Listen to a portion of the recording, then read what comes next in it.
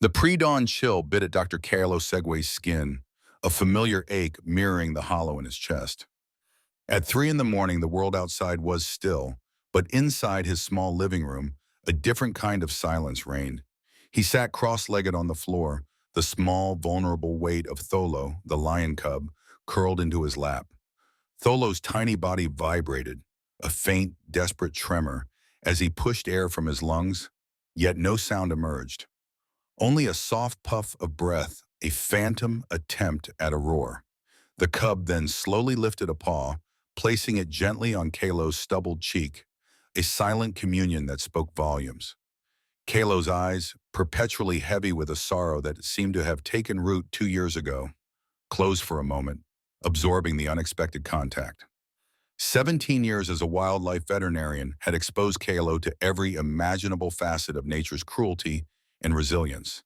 He had seen too much, done too much. But the last 2 years, since his wife, Lorado, had been taken by a senseless accident, he had retreated into a silence as profound as Tholo's. His voice, once vibrant, had become a tool for instruction and diagnosis, devoid of the warmth he once shared. A week ago, that silence had been fractured by the insistent ring of his satellite phone. It was Lethabo, a seasoned ranger that Kalo trusted implicitly, his voice unusually taut, edged with an urgency that transcended the usual calls about snares or injured elephants. "Dr. Segway," Lethabo had started, "I found a cub, abandoned, and something's very wrong. He hasn't made a sound." Kalo had immediately set out, the familiar hum of his Land Rover eating up the miles to the Okavango Delta. The air shimmered with heat, the vast, ancient landscape stretching infinitely under a merciless sun. He found Lethabo by a cluster of acacias, a small, solitary figure sitting near him. The cub, no older than a few months, watched unmoving as the distant forms of what must have been his pride vanished over the horizon. Lethabo's words, delivered with a grim certainty, echoed the phone call. "He has not made a single sound, Doctor. Not since I found him." What happened next was unprecedented. Instead of the expected fear or instinctive aggression, the cub, sensing Kalo's slow approach, simply walked forward. He didn't flinch, didn't growl. Instead, he pressed his small, furry head into Kalo's outstretched, bare hand, a gesture of profound, heartbreaking trust. In that moment, something shifted within Kalo, a flicker of light in the cavern of his grief. The long drive back was punctuated by Kalo's soft, low voice, a sound he hadn't truly heard himself make in 2 years. He spoke to Tholo, a stream of gentle words, reassurances, and promises. "You are not alone anymore," he murmured, his thumb stroking the cub's velvety ear. He wasn't sure if he was talking to the cub or himself. Then Lethabo spoke again, his voice barely a whisper, as if sharing a secret not meant for casual ears. "Dr. Segway, just near where I found the cub, I saw some strange tracks, not animal, and a patch of ground. Looked like something had been spilled, unusual. I've reported it, but it was dismissed. Said it was probably just old oil from a safari vehicle." Kalo, focused on Tholo, had nodded distractedly, but the words settled deep within him, a seed of unease. Back at the clinic, Kalo's initial medical tests yielded nothing. Tholo's vocal cords were physically intact, his lungs clear. The silence was not physical. It was Dr. Aisha Makize, a specialist flown in from Gaborone, who delivered the diagnosis.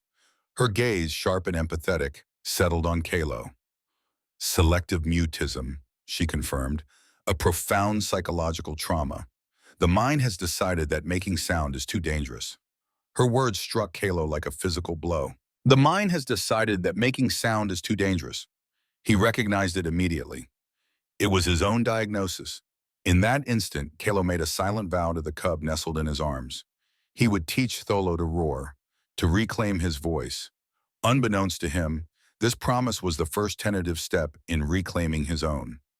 Breaking protocol, a decision driven by an overwhelming sense of shared brokenness, Kalo decided Tholo would come home with him. Now, hours later, in the quiet pre-dawn, Tholo climbed onto Kalo's shoulder, a regular occurrence now, placing his paw on Kalo's face, a silent, comforting ritual. But as the cub's soft breath ghosted across his cheek, Lethabo's hushed words returned with unsettling clarity. The strange tracks, the dismissed spill, the unprecedented silence of this cub. Could his abandonment truly be just another tragedy of the wild? Or was it a symptom of something far more sinister? Something human? The image of that unnatural spill, dismissed so easily, stuck in Kalo's mind like a burr, refusing to be dislodged. Kalo had cleared a corner of his bedroom, laying out old blankets in a water bowl, converting a space once shared with Lerato into a temporary sanctuary for Tholo. The cub, initially wary, eventually settled, though it took hours of patient coaxing for him to accept the bowl of softened meat Kalo offered. A primal instinct, perhaps, to survive, overriding the pervasive trauma. Slowly, a new rhythm took root in Kalo's life. Tholo became his constant companion, a small golden shadow padding silently behind him, a presence that felt both unnatural for a wild animal and impossibly right for Kalo's fractured world. The cub's play was a silent ballet. He'd stalk Kalo's worn boots, pounce on imaginary prey with all the fierce grace of his species, his tiny mouth opening in a soundless snarl, a frustrated puff of air where a growl should have been.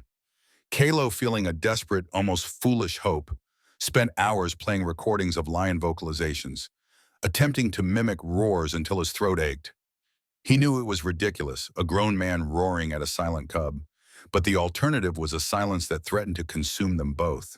He saw his own reflection in Tholo's mute struggle.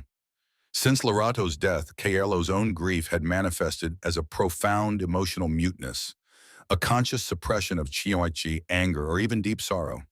He communicated, he worked, but he hadn't truly felt or expressed in 2 years. Tholo's inability to voice his trauma mirrored Kalo's own unspoken anguish. The quiet domesticity, however, did little to quell the unease Lethabo's words had planted.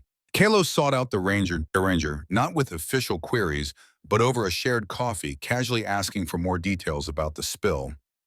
Lethabo, lowering his voice, confirmed it was near an old, supposedly inactive mining concession, a site officially closed years ago.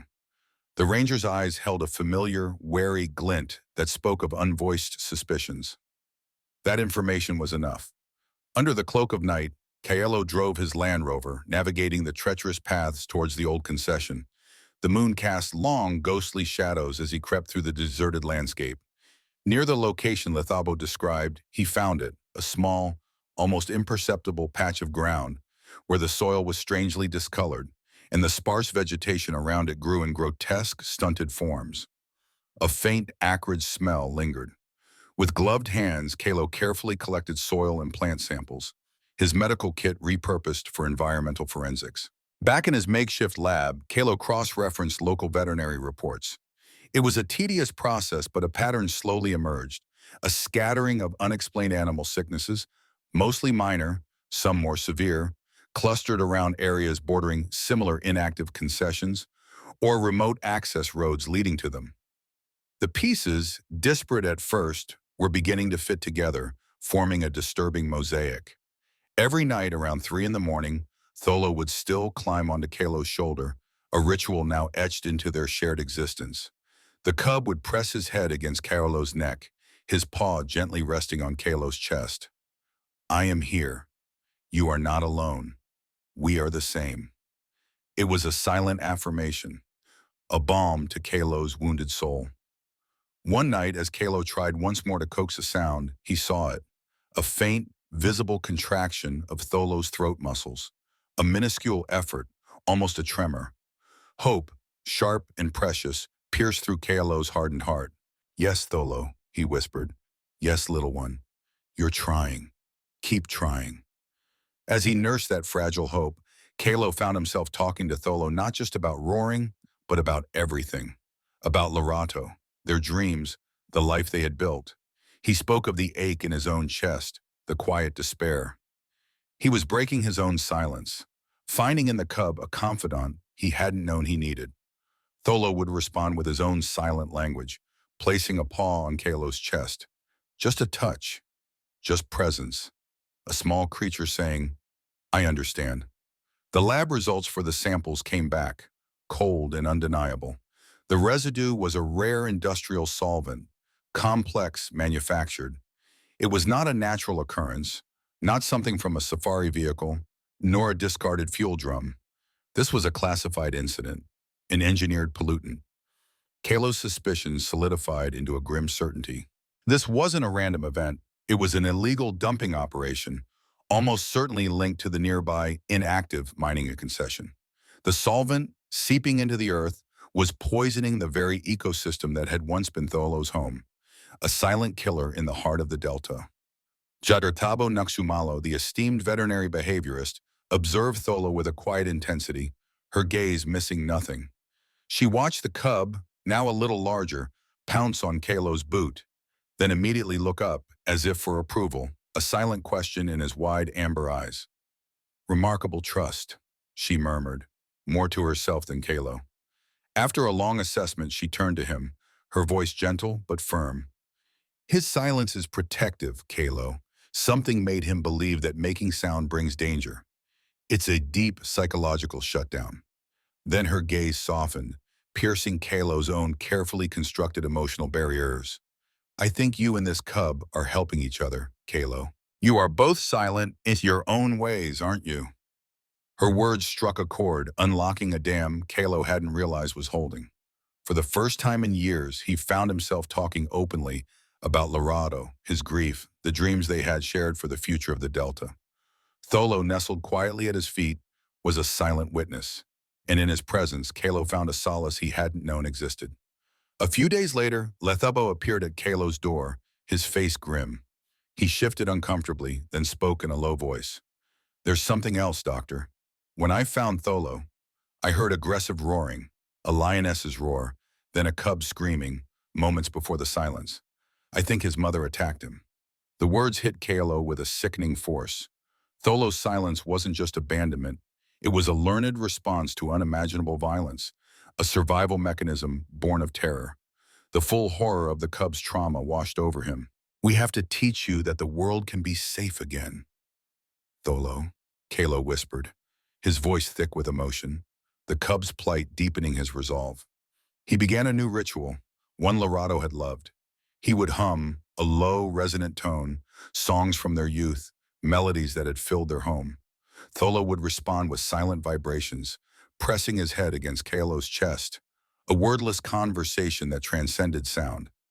The grim reality of Tholo's past spurred Kalo to intensify his investigation into the chemical spill. He shared his initial findings with Lethubo, the industrial solvent, the strange vegetation. Lethubo, in turn, confirmed what Kalo suspected.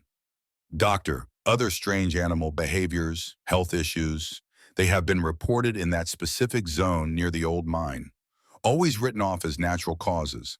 But I've seen things." Together they began to analyze incident reports. Kalo, leveraging his network of contacts in conservation and governmental agencies, gained access to a wider range of archived documents. What they uncovered was chilling. A suspicious pattern of unusual incidents, unexplained animal deaths, rare plant mutations, localized water contamination, all quickly closed with minimal investigation, particularly around the supposedly inactive mining concession.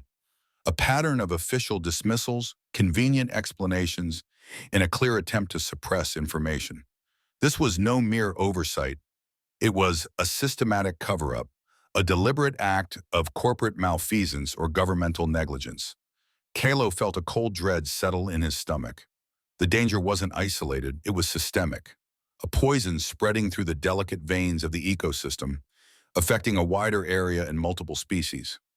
This was a larger, more insidious classified incident, far beyond a simple abandoned cub. A profound moral conflict brewed within him. He was a veterinarian, dedicated to healing animals, not an investigator.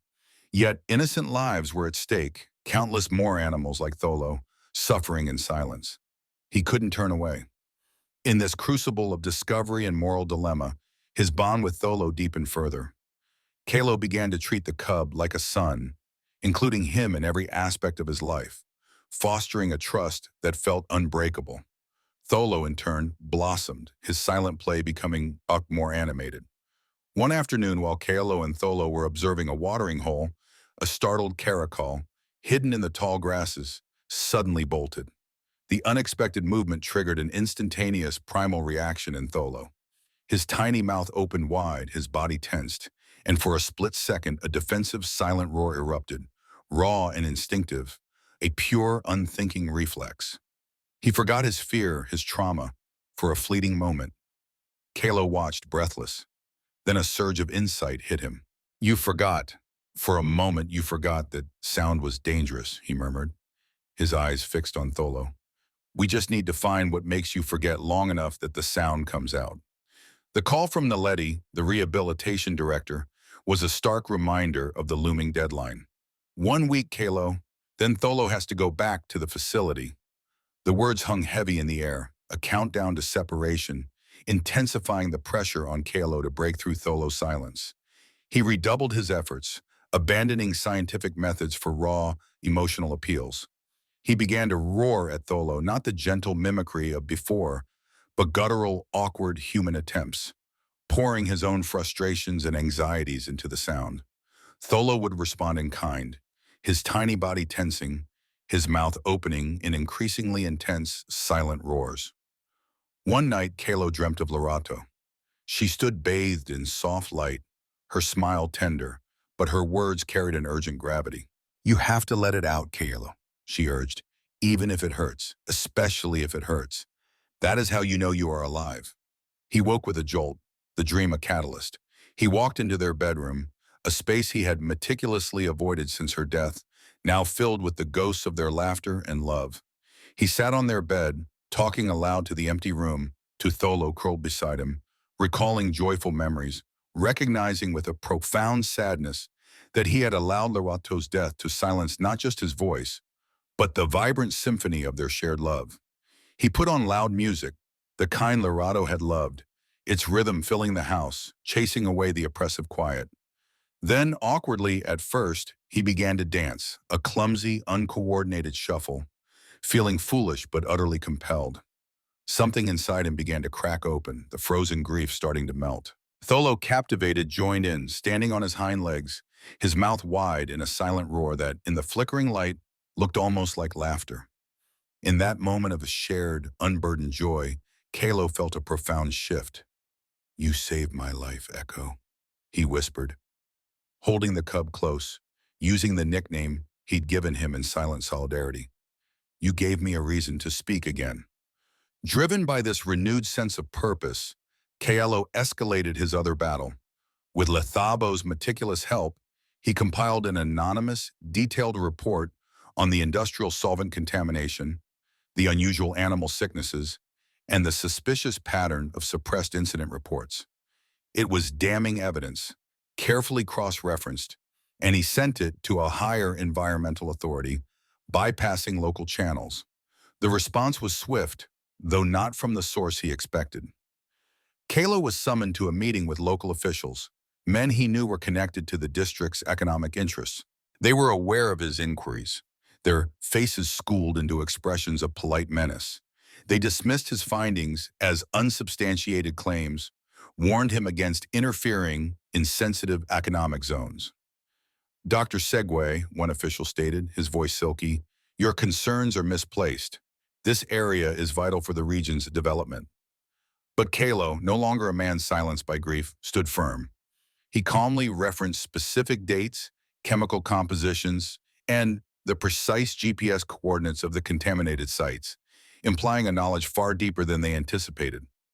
He knew with chilling certainty that they were not just uninformed, they were part of the corporate cover-up, complicit in the environmental degradation.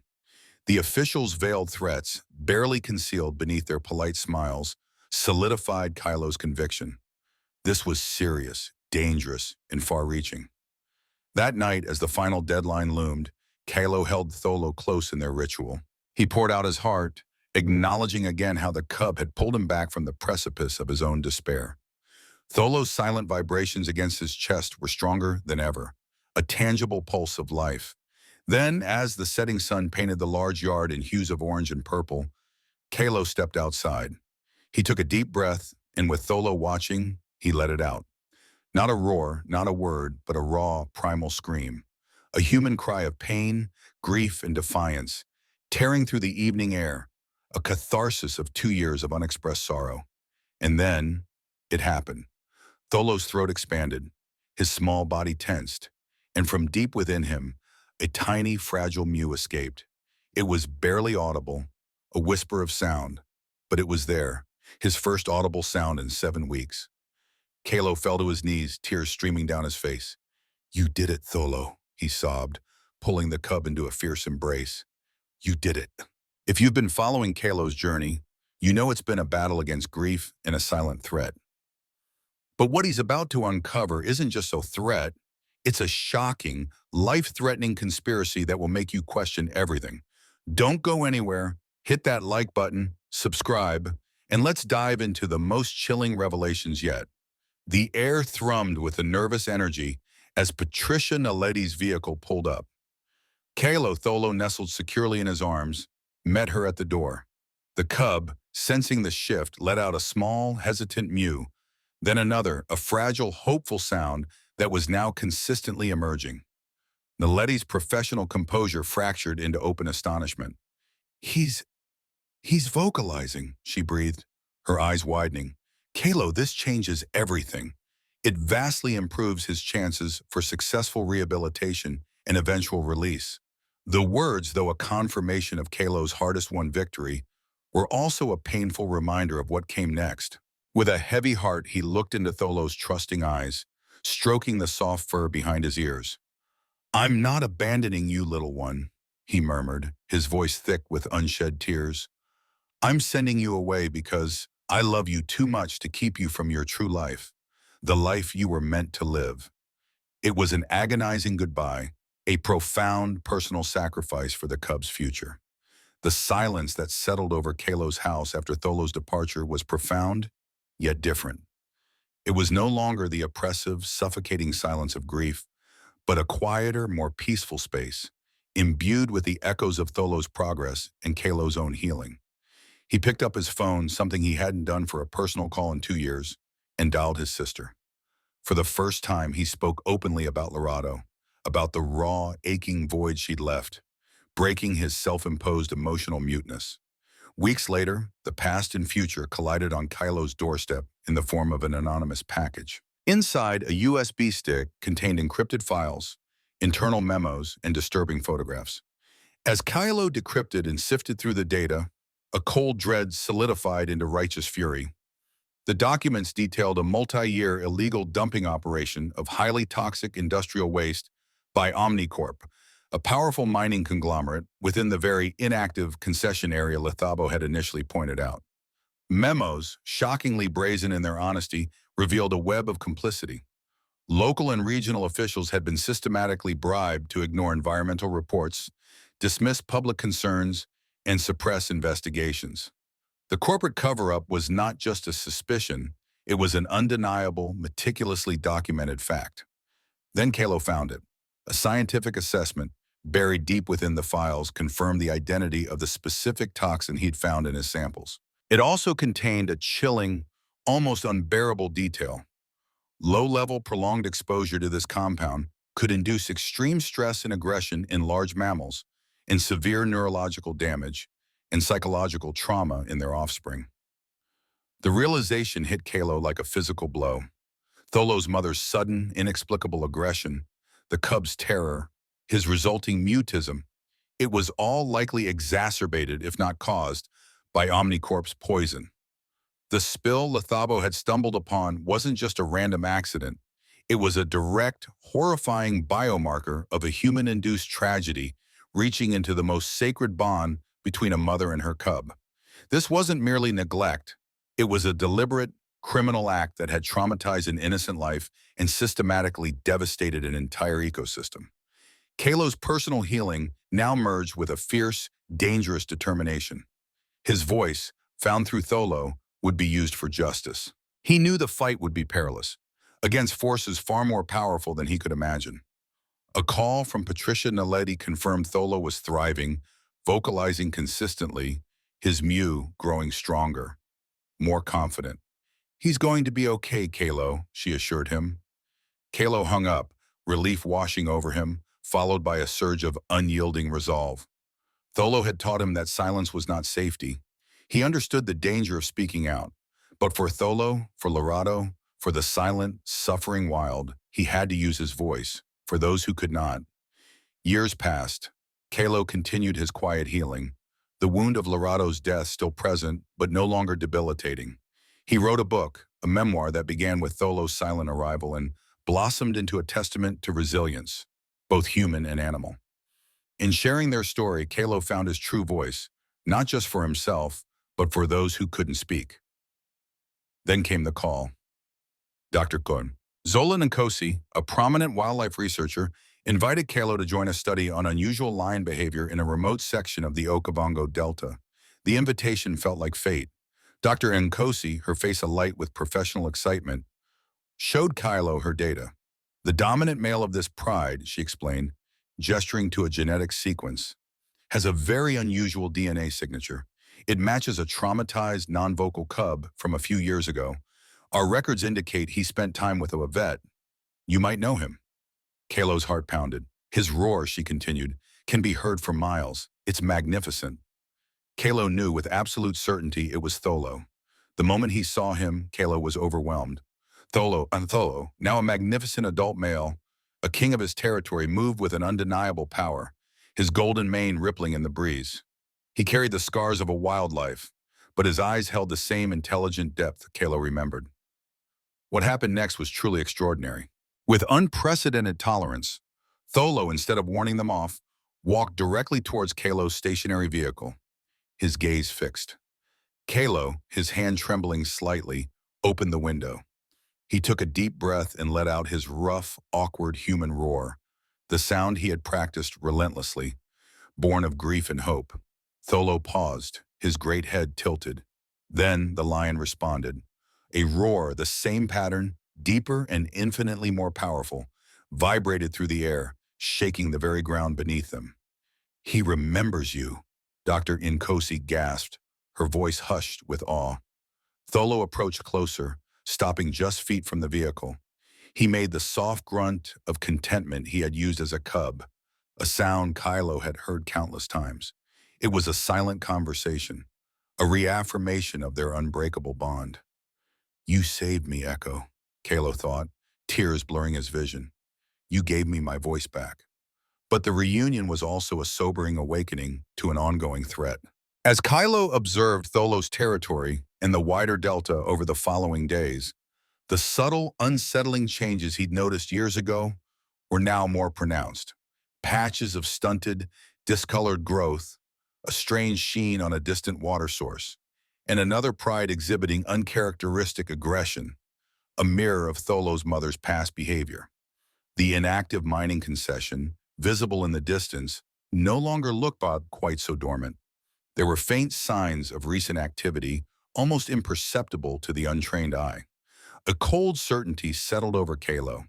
The toxic dumping and its devastating effects were still ongoing, perhaps even expanding, shielded by continued inaction or deeper corruption. Omnicorp continued its destruction, its silence more insidious than Tholo's ever was. Kalo's personal journey had expanded into a broader, urgent mission. His healing wasn't just about finding his own voice. It was about using it to protect the voiceless. He wrote a detailed report for Dr. Nkosi, not just about Tholo's unique trauma and recovery, but about his environmental findings, the scientific assessment of the toxin, and the undeniable links to Omnicorp's activities. He dedicated himself to exposing the corporate cover-up, leveraging the platform of his successful book and to advocate for the Delta's protection, a relentless, tireless fight. On his final day in the Delta, Kalo returned to Tholo's original abandonment spot. The setting sun cast long shadows, painting the landscape in hues of gold and crimson. He closed his eyes, remembering the terrified cub, the silent promise. And then he roared, a human imperfect roar, but a sound of life, defiance, and a profound, unyielding commitment. From the distance, powerful and confident, a majestic roar echoed in response. Two voices, human and lion, united in a silent promise to keep fighting for their place in the world against the hidden forces that sought to silence it.